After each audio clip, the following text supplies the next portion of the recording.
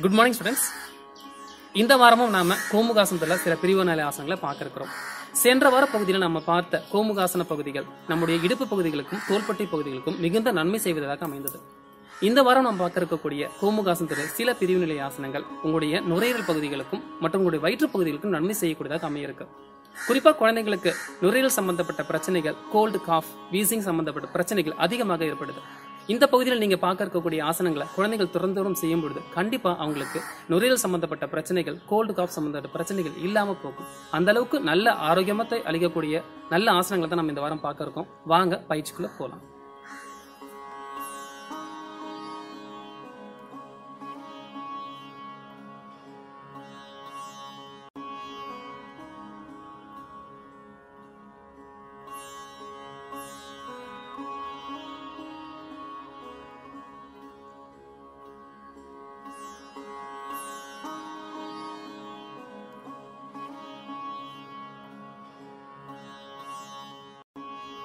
Students, நாம அடுத்ததா பார்க்க இருக்கக்கூடிய ஆசனம் த பர்ஃபெக்ட் கோமுகாசனம் என்று அழைக்கக்கூடிய கோமுகாசனம்.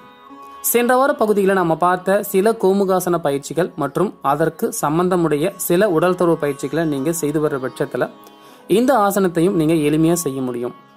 இந்த ஆசனம் செய்வ குறிப்பா உங்களுடைய தோள்பட்டையில நல்ல பிளெக்சிபிலிட்டி இருக்கணும். இந்த பிளெக்சிபிலிட்டி நீங்க ரெகுலரா செய்து வரக்கூடிய பயிற்சினால மட்டுமே அது சாத்தியமாகும். அதனால தினந்தோறும் பயிற்சி செய்யுங்க. கண்டிப்பா இந்த ஆசனத்தோட இறுதி நிலையை நீங்க சரியா அடைவீங்க. அது மட்டும் அல்லாமல் இந்த பர்ஃபெக்ட் கோமுகாசனம் உங்களுடைய லங்ஸோட ஏர் வென்டிலேஷனை நல்லா இன்க்ரீஸ் பண்றதுனால பல்வேறு சுவாச சம்பந்தப்பட்ட பிரச்சனைகளை குறைக்கிறதுல முக்கிய பங்கு வகிக்குது. வாங்க இந்த பயிற்சி எப்படி செய்யுதுன்னு சொல்லிட்டு பார்க்கலாம். நிதானமா நீங்க சுகாசன நிலையில இருந்து அர்த்த பத்மாசன நிலைக்கு நீங்க வந்துருங்க. இந்த நிலையில இருந்து நீங்க நிதானமா இந்த சிம்பிள் கோமுகாசன பொசிஷனை நீங்க கொண்டு வரலாம். அதாவது இந்த கிராஸ்ட் லெக் போஸை கொண்டு வரணும். அதாவது உங்களுடைய நீ பாயிண்ட்ஸும் உங்களுடைய தொப்புள் பகுதி அனைத்தும் ஒரே நேர்கோட்டில் வரபடி நல்ல ஒரு ஃபைன் அட்ஜஸ்ட்மெண்ட்ஸ் நீங்க கொடுக்கலாம். இந்த பொசிஷன் உங்களுக்கு கரெக்டாக கிடைச்சதுக்கு அப்புறமா ஸ்லோவா உங்களுடைய ரைட் ஹேண்டை மூச்சு உள்ள எடுத்துக்கிட்டே உயர்த்துங்க. பின் நிதானமா ரைட் ஹேண்டை பெண்ட் பண்ணுங்க. அதே நேரத்தில் உங்களுடைய லெஃப்ட் ஹேண்டை முதுகு பின்படும் கொண்டு போய் உங்களுடைய இரண்டு கைகளுடைய விரல்களாலும் நீங்க ஹூக் பண்ணணும். இந்த ஹூக் தான் உங்களால் ஆரம்ப காலத்தில் செய்ய முடியாது. சில ப்ராப்ஸை பயன்படுத்தி நீங்க இந்த பொசிஷனை கொண்டு வர முடியும். அதை பிற்பகுதியில் நம்ம பார்க்கலாம். இந்த பர்ஃபெக்ட் பொசிஷன்ல உங்களுடைய கழுத்து பகுதி, உங்களுடைய முதுகு பகுதி, அப்பர் ஆர்ம்ஸ் எல்லாமே ஒரே நேர்கோட்டில் இருக்கிறபடி நீங்க பார்த்துக்கணும். உங்களுடைய பைசப்ஸ், இயர்ஸை தொட்டபடியும் சரியா அமைச்சுக்கிட்டு கண்களை மூடி நிலையில ஆழ்ந்த சுவாசத்தை நீங்க மேற்கொள்ளணும். இந்த நேரத்தில் நீங்க மேனுவலா நல்ல டீப் பிரீத்திங் பண்ணும்போது லங்ஸோட ஏர் வென்டிலேஷன் நல்லா இன்க்ரீஸ் ஆகும். இதனால உங்களுக்கு சுவாச சம்பந்தப்பட்ட பிரச்சனைகள் குறையுது. இதுதான் இதனோட முக்கியமான பகுதி.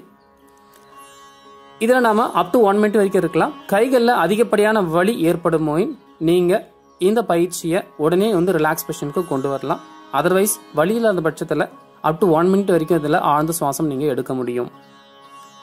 நிதானமா கண்களை திறந்து ரிலாக்ஸ் பொசிஷனுக்கு வந்துருங்க. கைகளை நிதானமாக மூச்சை உள்ள எடுத்துக்கிட்டே கைகளை மேலே உயர்த்துங்க. பின்பு மூச்சை வெளியே விட்டுக்கிட்டே கைகளை கீழே இறக்கிட்டேன்.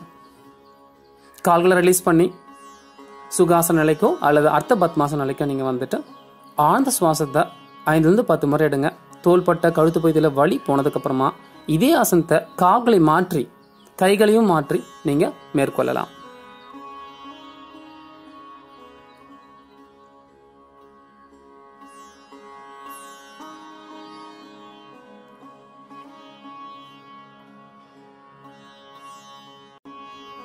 ஸ்டூடெண்ட்ஸ், நாம அடுத்ததா பார்க்க இருக்கக்கூடிய ஆசனம் கவ் ஃபேஸ் போஸோட மவுண்டைன் போஸையும் சேர்த்து செய்யக்கூடிய ஒரு ஆசனம்.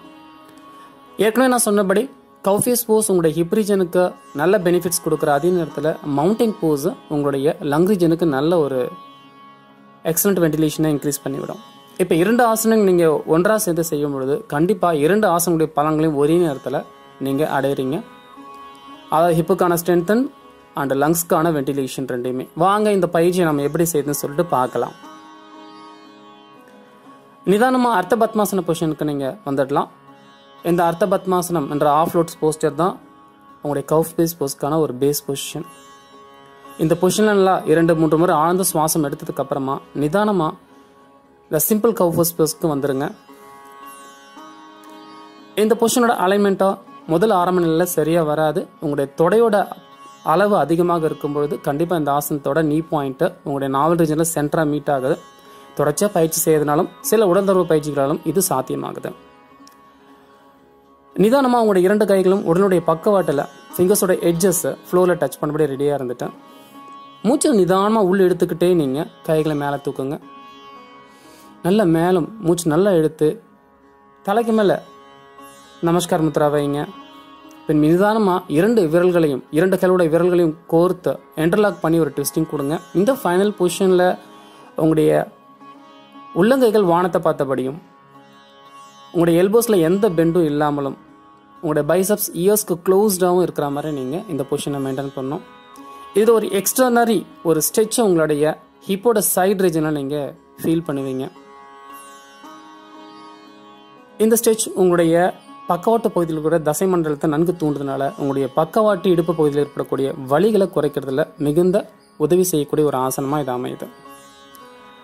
இந்த பொசிஷனில் நீங்கள் நேராக பார்த்தபடி 10 to 15 seconds இந்த பொசிஷனில் நீங்கள் நேராக பார்த்தபடி இருந்ததுக்கு அப்புறமா நிதானமாக மூச்சை வெளியே விட்டுக்கிட்டு உங்கள் கைகளை நிதானமாக இறக்கலாம். எப்பயுமே நீங்கள் கைகளை உயர்த்தும் பொழுதும் இறக்கும் போதும் நிதானத்தை கடைபிடிங்க. மூச்சு உள்ளிழுக்கிறது வெளியே விடுறது சரியாக புரிஞ்சுக்கிட்டு செய்யுங்க. கண்டிப்பாக ஆசனங்கள் மிகுந்த பயனுள்ளதாக அமையும். 5 to 10 பிரீத்திங்ஸ் நல்லா எடுத்து ஷோல்டர்ஸ்லையும் உங்களுடைய ஹிப் ரீஜன்லையும் பெயில் போனதுக்கு அப்புறமா இதே ஆசனத்தை கால்களை மாற்றி நீங்கள் முயற்சி செய்யலாம்.